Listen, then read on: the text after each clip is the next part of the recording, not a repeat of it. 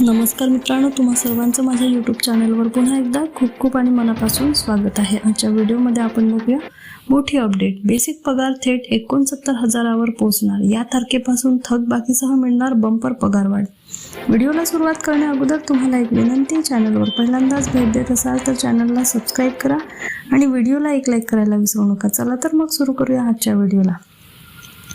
केंद्रीय कर्मचारी आणि पेन्शनधारकांसाठी 8व्या वेतन आयोगाबाबत एक अतिशय महत्त्वाची अपडेट समोर आलेली आहे। 8वा वेतन आयोग आपला अहवाल केंद्र सरकारला कधी सादर करणार, तो कधी लागू होणार आणि किमान मूळ वेतनात किती वाढ होऊ शकते याबाबत वित्त राज्यमंत्री पंकज चौधरी यांनी राज्यसभेत स्पष्टीकरण दिले आहे।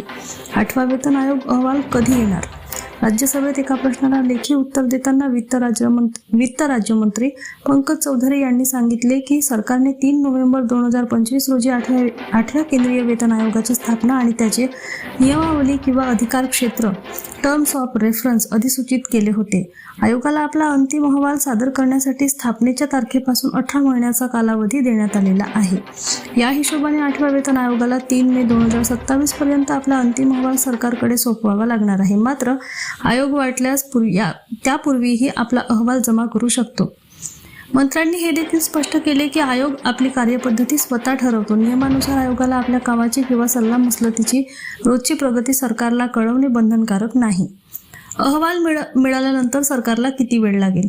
वेतन आयोगाने अहवाल सादर केल्यानंतर केंद्र सरकार त्याचा सविस्तर अभ्यास करेल। शिफारशी जशाच्या तशा किंवा काही सुधारणांसह स्वीकारण्यासाठी कोणतीही ठराविक कायदेशीर कालमर्यादा नसते। मात्र आतापर्यंतचा इतिहास पाहता या प्रक्रियेला साधारणतः 6 ते 8 महिन्याचा कालावधी लागतो। उदाहरण घ्यायचे झाल्यास 7व्या वेतन आयोगाने नोव्हेंबर 2025 मध्ये आपला अहवाल सादर केला होता आणि केंद्रीय मंत्रिमंडळाने जून 2026 मध्ये त्याला मंजुरी दिली होती। नवा पे स्केल कधीपासून लागू होणार?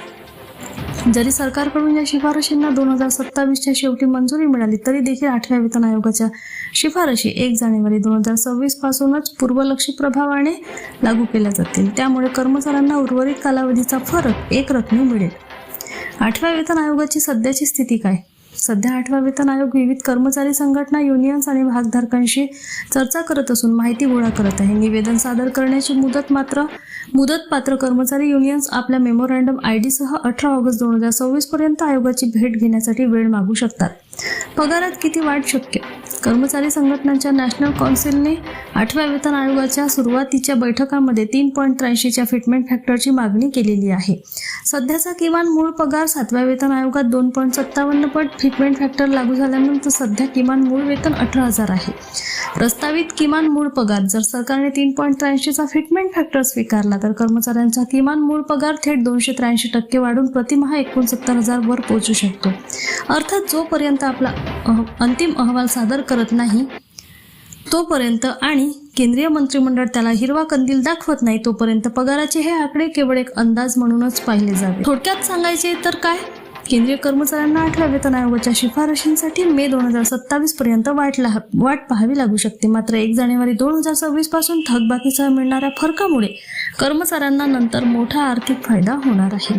पुन्हा भेटू एका नवीन अपडेटसह। धन्यवाद।